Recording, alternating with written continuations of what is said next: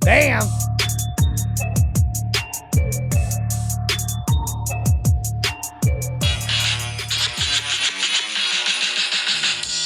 That's right, baby. Everybody hear that?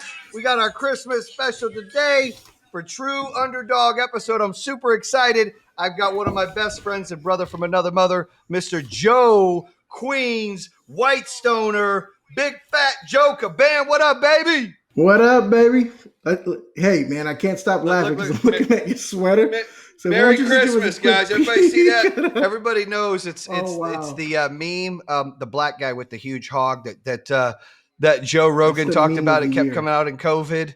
And every time you turn around, this guy was everywhere, man. He was everywhere. He was in helicopters. He was in CNN and Fox News. They had this cat everywhere. And my boy, George Nikolai, that owns Salon 6 here in Birmingham, Michigan, so shout out to him, got me this sweater. He got the sweater, and I said, dude, really, man?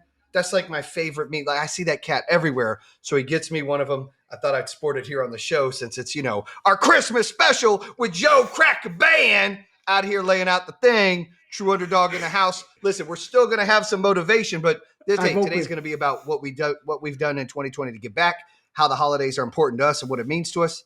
We're going to crack up and laugh because Joe's a funny motherfucker. And we're going to let loose. Too many people talk shit like, oh, he's yelling in the mic and he's just motivating and he's doing this. Nah, man. Motherfucker, I'm still yelling. But it's okay. But we're going to let loose and keep it real here for the holidays and have this holiday jingle. That Christmas and Hollis, that song though, right? I mean, isn't that song the shit, dude? Look at Joe get down. Yeah, there's Joe snapping that right there. That's right. I love that jam. That's such a great song. They don't have enough hip hop Christmas music, I don't think. They really don't. Christmas song. Mm-hmm. So what's your all-time favorite Christmas song? Mine's the one with George Michael. What's that one song? You know what I'm talking about, right? I'm pulling that shit. Christmas. Is that really your favorite song? Why do you love that song so much? That's my favorite Christmas song by Wham. Dude, it's a great fucking song. That song right there, dude, for all the listeners. Yeah. That song is the jam right there from Wham. Last Christmas. I love that song. And I don't know what it is. Usually when I hear that song, I jump on a chair and do a funny, like a sexual dance for some reason. I don't know why.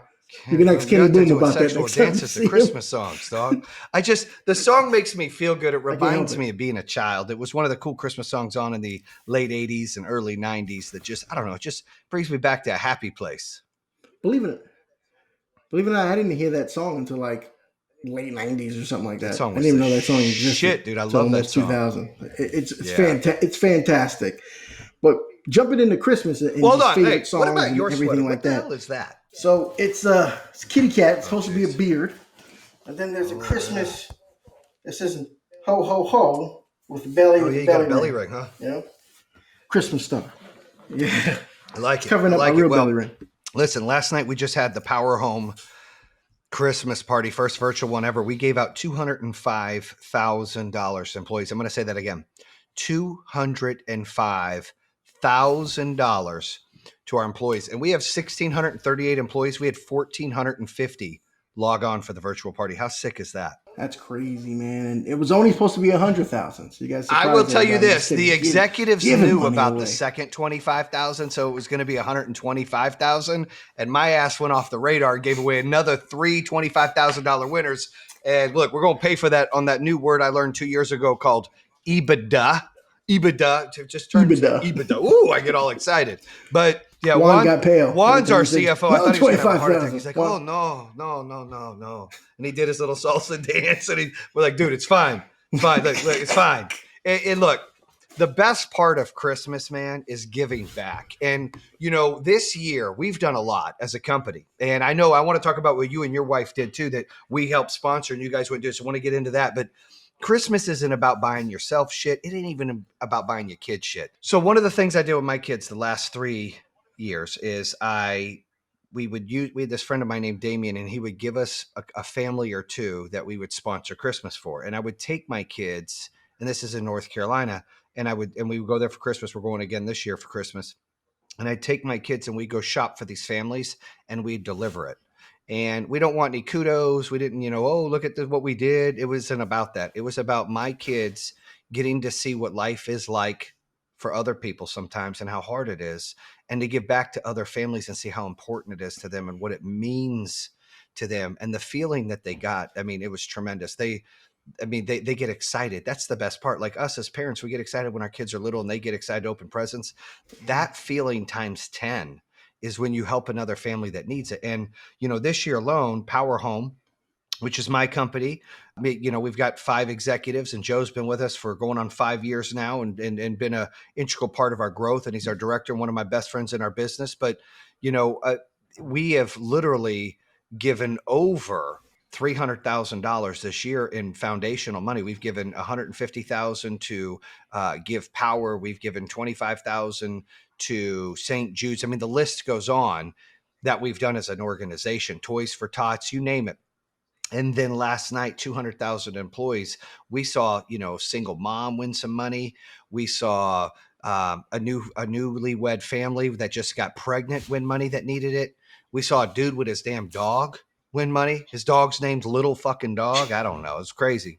Little dog. But little dog. Dude, it was, I got choked up so many times watching these employees win money that is going to change their life. And it feels so good to be in a position with an organization that our employees stood through the pain, through the struggle, through the adversity that we had in 2020 to grow and to boom and to flourish, that I wanted to make sure we gave back to them. So we set the trend on that. We're going to, I think, have virtual parties every year just because it was fantastic. And the money that we would have spent on 3 big parties, we're able to give some of that back and have vendors help out. And what we can do, it give back to the employees, which will be exciting. And look, we sponsored something that you guys have been doing, I think 3 or 4 years, Joe. Talk about that a little bit, about what you and Ashley have done for some of the kids there when you guys go shopping. Go ahead. Gotcha. We work with a company called Hope Match, and we have been working with them for the last 4 or 5 years. You guys have been a part of it every year, pretty much. We always ask you guys are always willing to help. And basically what we do is families who can't afford Christmas send in a wish list. And they have to get approved and vetted and everything like that. But the things that they ask for, the kids don't ask for toys. They ask for socks, they ask for underwear. They ask for stuff that, we take for granted every day. Like simple stuff, toothbrush, toiletries, stuff like that. So it's real sad. And it's happy to shop. I'm glad to do it every year. Because like you said, Christmas is about giving. We came from nothing. And what we have more than we had when we were kids. We love to give back. So my wife always goes crazy. She drives herself nuts, but she shopped for, That's over so 20 people. And your wife's got a very kind heart to go out there. She wants to help people all the time. It's wonderful. Yeah, it's fantastic. And we enjoy it. And you guys are a big part of that. And to change people's lives. We don't get to deliver the gifts. But yeah, I would like that. But I can imagine when they open everything. Well, this year I told my kids that they were going to get one present and that was it. It's the first year. And so that's where we're at. Well, I fibbed on that a little bit. I did end up buying them a little bit more than one present, but I didn't overdo it. And we are helping a family out. I've got some family that lost their mom, cousin, my aunt passed. And so my cousins are, they're struggling. So we're going to try to do Christmas for them and help them out. And hopefully a family when we come to North Carolina, Damien's working on. But like I would tell all the listeners and viewers out there, I don't care. Like Joe just said, even if it's socks, a jacket, a sweater, anytime you can give to people who need it, there are people who need. And right now, in our world, humanity and how we treat other people is so important. And, for those that are blessed and able to overcome some of the things, which our company and we have been able to do, you can't take it for granted. And you've got to learn that, when you do good in this world and you give back to this world, it gives back to you. I always say good things happen to good people, and what goes around comes around. And that's a fact. And so, I might be an asshole at times. I might step on people's throats that work for me and be a prick and try to get us to the finish line because I'm a winner. I like to fucking win, man. But when it comes to the humanity side and our employees, or seeing people struggle on the streets, or, families not being able to make it, the waiters and waitresses right now in today's world not being able to pay their bills, like, it's just sad. And I want to do everything I can possibly do. And I know you and your wife have stepped up to do that too. So I appreciate that. And I appreciate our company, Power Home, and our partners, and, being able to do that. And our employees love it. Like, we do all kinds of things, and we encourage our employees to be helping the community out every time, which is cool. Right. Yep. And just to touch on that a little bit, just I've known you for, I can't even count the years since your daughter was how old? 4 She was or something 5. like that? We've been friends for How old is 17 she now? years. We met on a damn video game. years. A lot of people don't And know that. I like to remind people. Yeah. Video game. Yeah. Even 17 years before Power Home, you still give. You're always a kind-hearted person, always looking to help people, and Power Home just allows you to do more now than you ever could. No, and I appreciate that. I mean, my dad is one of the ultimate givers. He's helping his 2 brothers out all the time. He's helping my mom's family out. He helps my brother out when he needs my sister. I mean, that's just, I wish and hope I can be the kind of man he is when it comes to that. I know he's better than me, but we always strive to try to achieve that greatness. So let's talk about a couple other things. Christmas party was all right. We didn't get to do the Hall of Shame Awards, which sucked. A lot of people were complaining and whining and nagging. And for the listeners and viewers out there, let me tell you a quick history lesson. So Power Home opened in 15, and we didn't have a Christmas party. We didn't have enough employees. We lost our ass. In 16, we had a very, very, very small Christmas party. We lost more money again. But on that party, that wasn't the first time you did Hall of Shame. Yep. So 16, 17. We gave out awards for like top installer of the year and top sales rep of the year. Well, then you had, and we didn't have a lot of employees after 16. It was maybe 100. And, you had installers bitching. I should have won installer of the year, the complainers, the you owe me something kind of people, right? And then sales reps. Well, how come he only got that? All these haters hating. And then customer service. I didn't get nothing. And it made me sick to my stomach. In fact, we fired a couple people after that party. I was like, look, you get a paycheck. And when you put 100% effort in, good things happen to you. But every single week, your check is 100%. It's not 74%. It's not 91%. Motherfucker, it's 100%. Our check's clear. Shit goes into your bank. You're paying your bills. You're buying gas. You're getting whatever the hell it is you want to do with it. A company expects, demands, and should receive 100% effort.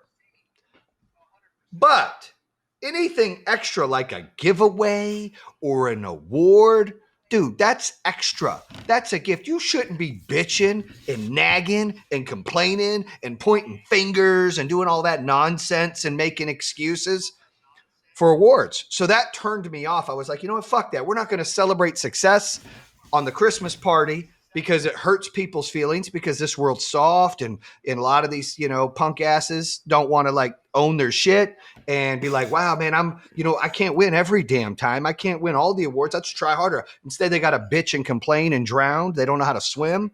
And I don't like that. So what did? We changed it to the Hall of Shame Awards. And I said, what can we come up with? And we said, we started talking. I said, can we not like make fun of some people? We'll get like, we'll make sure people are cool with it, and we'll have these awards. And I'll give an example of these awards, and I'll let Joe touch base on a few of them he did. So 17, I went to Joe, and I went to Kenny Boom Boom. And he's named Kenny Boom Boom because, well, he likes to shake his boom boom. And yeah, and and these two are some of the funniest guys I've ever met. And so, if I'm leading the party and I'm, hey, this is what we're doing, I'm trying to be the mission and the serious motivation, we needed some laughter in there. So my man Joe here and Kenny would pick year one, I think 4, 5, 8, 10 people that they can give a Hall of Shame award. My daughter, Hannah, she won the attendance award because she was never at work. So she won that award. A girl named Lauren won the 5 o'clock anywhere award because if you opened your blinds and you looked out your window, at 5 p.m. exactly, you'd see Lauren Harper's taillights. Her ass would be leaving. Not 5:01, not 5:05. Her ass was gone at 5. So you could see some of the awards that were won, and they were funny. Couple of employees and their families, I won't say names, complained, bellyache, bitch, found excuses. That's not right. Are you serious? Like people like this. It's funny. We're not like hurting their feelings. We're roasting them in a funny way. Get a sense of humor, asshole. Like, we're working hard, dude. Fucking learn to relax. So Joe and Kenny blew it out of the water in 17, 18, and 19. Talk about some of the successful awards you gave out, some of the funniest ones you thought were funny, and how they came to be about. I think one of the funniest ones was with your dad last year. Big Bill. Everybody know Big Bill. Big Bill's been on diets since I've known him. He's our director of production. And he's like almost 400 pounds. And he's been on multiple diets. Not the healthiest dude in the world. Multiple diets. He's on diet all the time. Go ahead. No, he's on diet all the time. So this time he was on keto right before the Christmas party. And I would walk in. He'd be in the office and he's eating like pizza. Shit that's not on the list, right? So we gave him the, yo, bro, that ain't keto award. So he got a good laugh out of that. And we had another guy. We had Ben. Oh, let's talk about Ben. Ben's our chief sales officer. He's been on the podcast a few times. Ben Brookhart. Ben Brookhart. What are those awards? Are those Skechers or something? Skechers, boy. He's a 50-year-old man. Skechers all the time. And he's 50.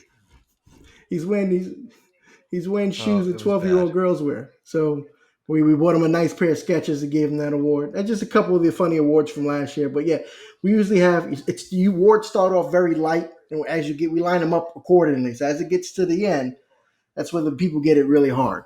But it's a fun time. I mean, I love to do it. I know again, we wanted to try it this way. It was hard. We had a couple.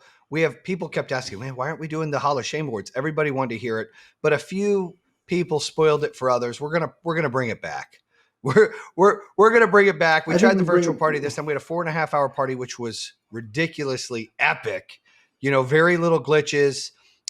Events by Lita crushed it and managed the whole process. Sussman Agency put the videos together. Our team did a lot of stuff to piece it together. It was fantastic, but we didn't have time to have yourself roast some people. Last minute I was like, let these folks, let Joe and Kenny roast some of the employees, but we didn't really get a chance. Oh, I had some good ones last night, man. Some good ones. Let's save them for next year. But shout out to Lita and Sussman. Lita always sets up quality stuff for you guys. And so let's talk about Christmas and some funny stories. What is one of your best Christmases that you remember? I think one of my best Christmases, I don't know if I was 11, 12, or around that age. Tough Christmas. I've spoken on the last podcast. It was tough upbringing, so didn't have a lot of money. So every Christmas is always, right. Wonder what I'm going to get. It's not like you give a list and you get the list. You just get what you can. And Super Nintendo was out. Just came out like a few months prior, and me and my little brother, we really, really wanted it. Didn't think we were going to get it. And somehow my older brother got us that for Christmas. I don't know how. We opened it up, man. We almost cried. We were just so excited. And that's probably one of the most memorable Christmases I've had. What about you? Well, I've had a handful. I think one that I remember the most or that I laugh about, you were actually there. You stayed at our house. You helped me put all that shit together in the basement. Tried to. We set all the presents up for the kids, and then you went and did the kitchen with Miss Fufu, with old Lundy, and the kids were small. And, when the kids are small and they get excited about Santa, it's the best. When they get a little older, it's just different. I mean, you celebrate spending time with them more than getting them things. When they're little and their eyes light up and they can't stand it to go downstairs and see what Santa brought. I mean, all of those kind of Christmases just are like, whoo, they warm me up. Now that I've got a granddaughter and she's getting ready to be 2, we get to do the Santa stuff. It's going to be exciting. Mm-hmm. Yeah, she's old enough now to open gifts. So it's going to be pretty fun. Cool. What about awesome? What's the funniest Christmas gift you've ever gotten? Funniest? That had to be when I was older. Obviously, we used to do gag gifts back in the days. Somebody got me a dildo. As a gag gift, but that's the funniest one. I mean, nothing that really is a child, but yeah, we used to do gag gifts, especially in the alarm side. Where we work, and we should do like Secret Santa, and we should do gag gifts. So that's I had the same thing. Liz bought a strap on and a ball, and then a rubber dong, and I said, I don't know what the fuck you're gonna do with any of that shit. Hell no! That wasn't the best Christmas gift. I said, look, I think you got the wrong fella, right? You got the wrong guy. Sorry, babe. So yeah, look, I'm a little kinky. We're a little wild. We ain't that fucking kinky, dude. I'm good. Yeah, I don't have any safe words or any of that shit. Okay. Hopefully, when I hit 40, that doesn't change for me. I'll tell you one of the funniest things. Since this is going to be a inappropriate, funny show, I guess. And kids, plug your ears. But I'm gonna pick on Clink here. So Clink, this is we're talking about Bill. So everybody, forgive me ahead of time. Please don't judge me for this story. But we were in the Mooresville office, and I'm sitting with Kevin, and he's talking about his pecker shrink. I mean, he's like, hey man, we're getting older. My dick's a little smaller. Is your dick smaller? And I'm like, what? No. What are you talking about? No, man, like with age and shit. Like mine shrank like 1.5 inches. And I'm like in awe, like, no. So my old man who works for us opens the door and he's like, hey, what are you guys talking about? So I go, Pops, quick question. Now you got to watch my hands here. If you're not watching, I'm going to explain what happens. I said, Pops, Kevin here says that with age, his dick shrank. Is that true? He said, I don't know about that. I just know it turns around and curls up and looks at me now as I get older. And we started rolling. So he did his hand like it, curls up, looks at me as I get older. And we started rolling. That was probably one of the funniest things on that subject, unfortunately, that I've ever heard. And so, poor. Hey, I love you. You're my brother, but I ain't sharing that story with you. I'm taking that shit to the grave if that was true. I'm not going to just open the conversation like my dick shrank. It's not happening. It's not happening. I won't even tell my brother, my blood brothers that shit. No, I'm taking it to the grave. Only one that's going to know is my wife because she's going to tell. Kevin. But that's about it. Poor Kevin. I probably shouldn't share that story. We should probably edit that one out. Maybe not. Nah, but your dad's a character, man. Just knowing him for so long, he's like a second pops to me. He's just a good guy overall. We fight at work, but after work we're cool. But funny story is just walking down the hallway with him, and he just like stumbles and goes, "Ow!" Oh, jeez. Like, Bill, what happened? He's like, I just stepped on my dick. It's like, oh, come on, Bill. Not good. Not good. Oh my goodness. Your dad's funny, man. That is a funny dude. That's a funny dude. So from cracking on his blind, eyesight, he can't see anymore. He's old. Remember we'd be driving around the city of Detroit, dude. We went to Michigan one time and he couldn't explain see that. shit. That's funny. Tell that story. That's great. We're just driving around like he's not seeing the street signs, like he's not seeing shit. Then we go to Big Boys and we look at the big boys. Hey, by the way, that looks like the old man, right? Little old big boy. That big boy looks like Billy, but he was small. Billy when he was like 3. Oh, that's great. That's great. But we had a lot of good times just traveling and going. Michigan's always fun times for us. No matter, the city's better now, but when we used to go way back in the day, it was a lot worse. And we just made the best of it, man. It was just good times. Getting off the subject a little bit, get back on to Christmas. Now, what do you think? What do you think? Was that your funny Christmas story? Yeah, that was right. That was we were closing down. It was Christmas Eve, and we were the last ones there. That was the funniest story I heard. And poor Clink, I hate to kick him while he's down, but dude, be careful what you tell somebody, baby. I got a story when I was when I was a kid. I got a story. Every Christmas and Thanksgiving, we always made a turkey, right? So when we make our turkey, I still do it to this day. I make it overnight. So I prep it at like 10, 11 o'clock, throw it on low temperature, and just leave it in the oven overnight. And rest in peace, my Uncle Jose, who's tattooed on my arm. He came to spend Christmas with us, and he's sleeping in the living room. And sometimes the juice falls in the bottom of the oven, causes smoke. So I woke up at like 3 o'clock in the morning, and the house was fucking full of smoke. I'm a kid, so I get nervous. I'm like, Mom, there's a fire. There's a fire. And then my uncle runs out in some fucking tighty whities. All I see is ball hair everywhere and chest taco meat all the way down. Like, where's the fucking fire? He's got this heavy Spanish accent. And he's like, where's the fucking fire? Where's the fucking fire? Once we realized it wasn't a fire, the funniest shit I've ever seen in my life, to see my uncle run around the house trying to put out a fake fire in his fucking tighty whities. Taco meat everywhere. Taco meat all down there. I saw hair I didn't want to see that day. I was young too. I was like, if that's what I got to look forward to, I don't want no part of that. Joe, we've told some funny raunchy stories. We're gonna have to hashtag this one as Christmas special Joe Caban hashtag inappropriate, but that's okay. Look, it's 2020, right? We're gonna always keep it real. One of the things that I love about you, Joe, is that you not only are you really funny, but you care about people, and you care about who they are and what they're doing. You don't sugarcoat anything. You never fake. You always keep it real. I love that about you, man. I love that. There's a lot of fake people out there all the time that Appreciate that. want to hide from things, and I like that you keep real. I think that's why we bonded. A lot of people don't know. If they ever listen to the episode with Joe Caban's story is pretty wild. All his siblings were shot.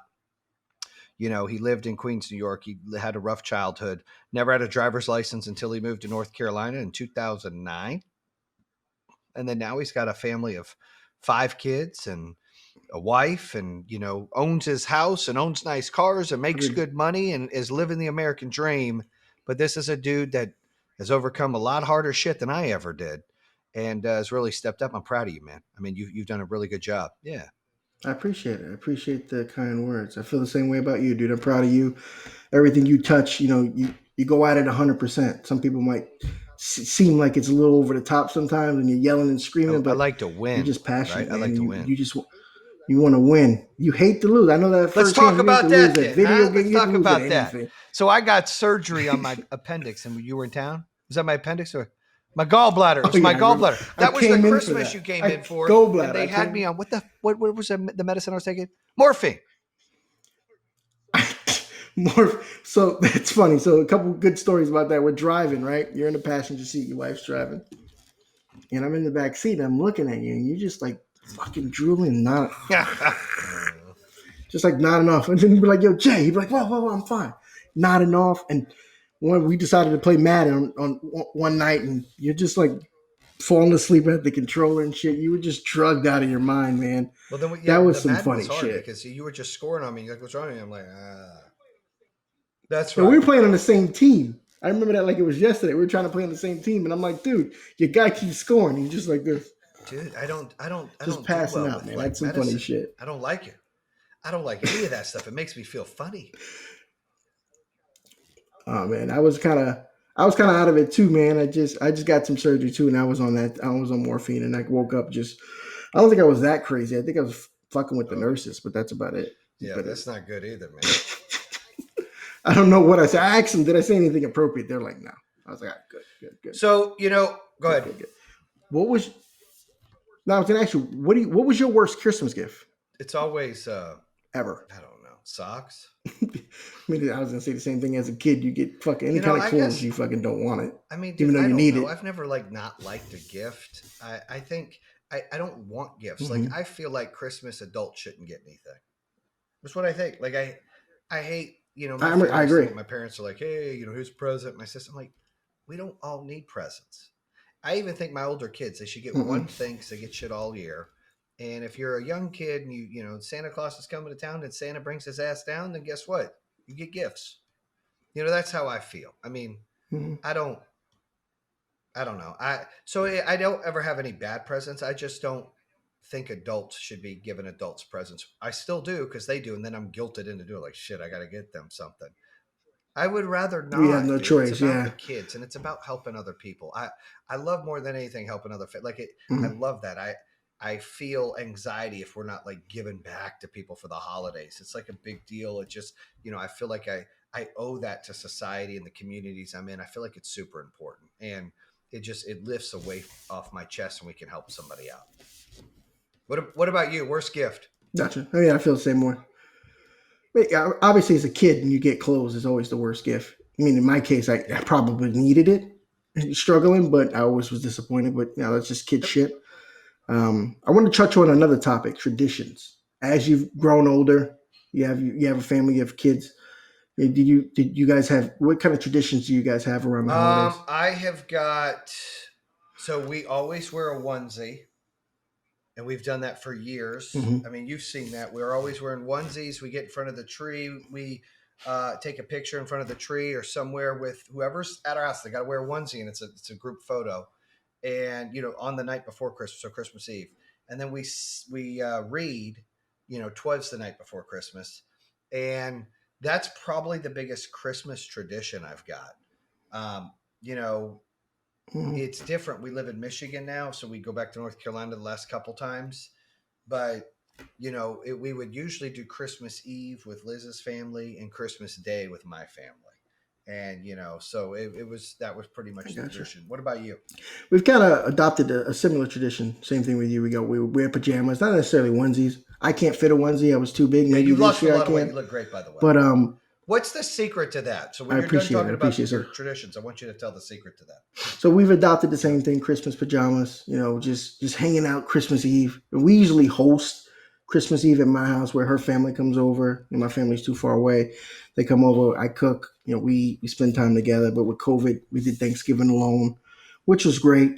This year's going to be the same. So just kick back, make hot cocoa for the kids like we usually do, sit by the fire, watch Christmas movies. I always try to get them to watch Home Alone, but they're not interested because that's my favorite Christmas movie.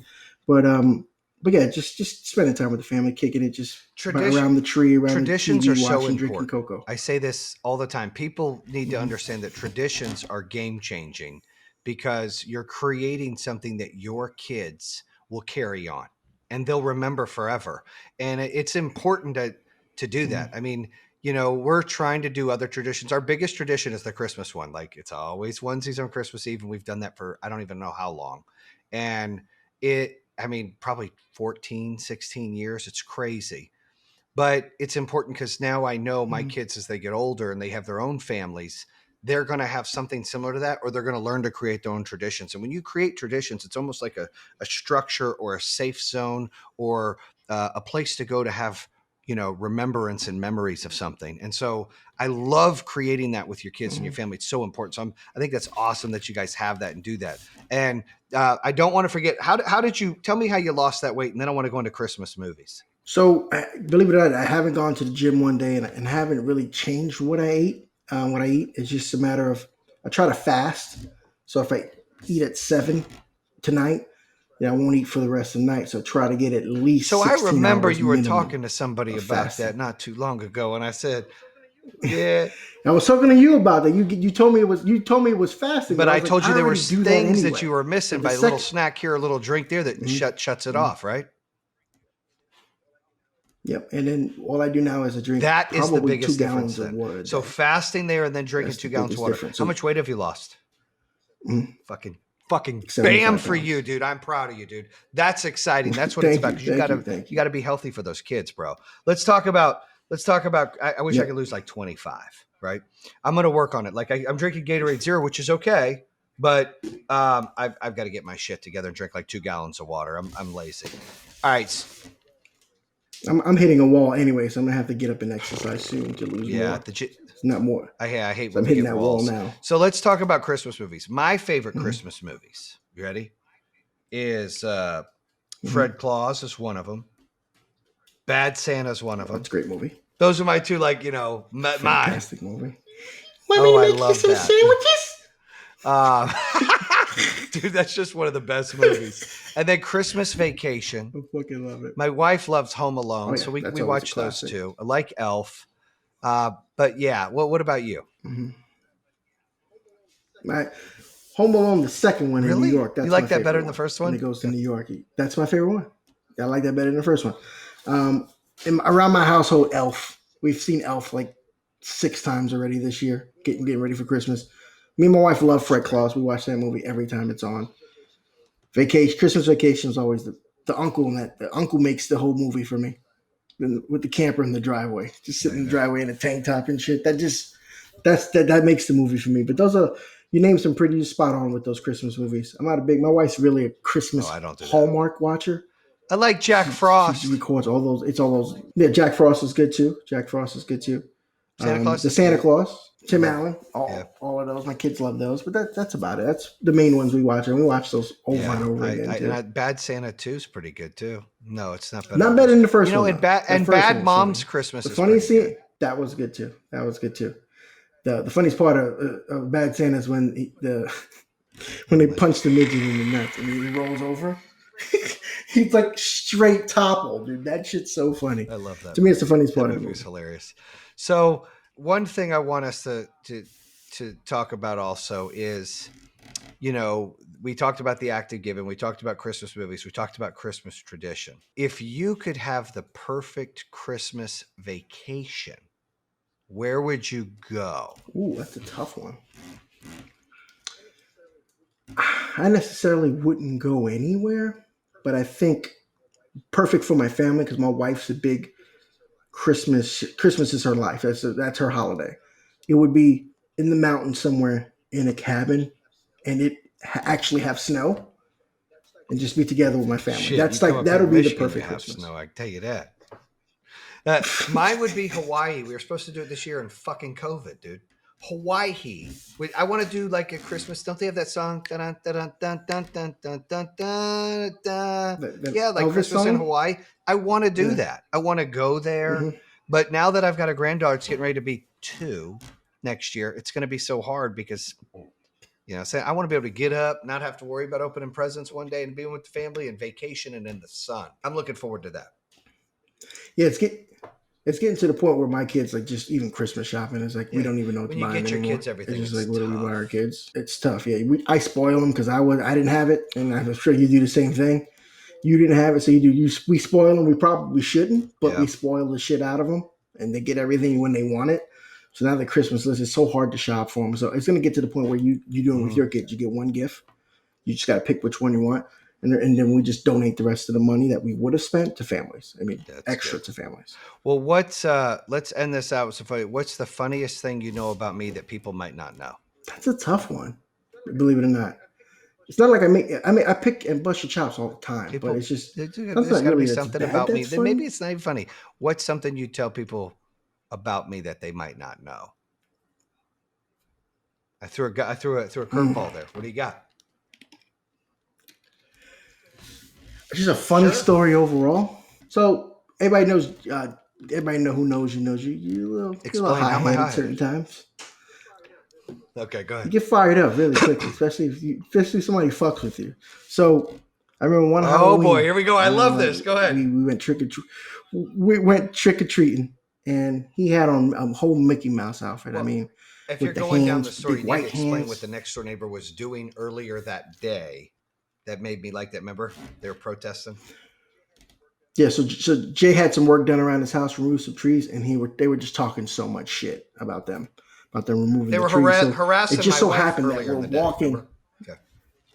Mm-hmm. And it just so happens that we were walking by them. And I was they Mickey didn't know Mouse. That was him, and they were Mickey Mouse, and he was talking to another neighbor and just running his mouth that we could just walk him by and hear him. And Jay walked up to him. And you can imagine this big ass Mickey Mouse hand with the Mickey Mouse finger pointing at his face. It dressed as Mickey Mouse. Kids looking, I will beat your motherfucking ass right now with the Mickey Mouse finger in his hand. It was just holy shit.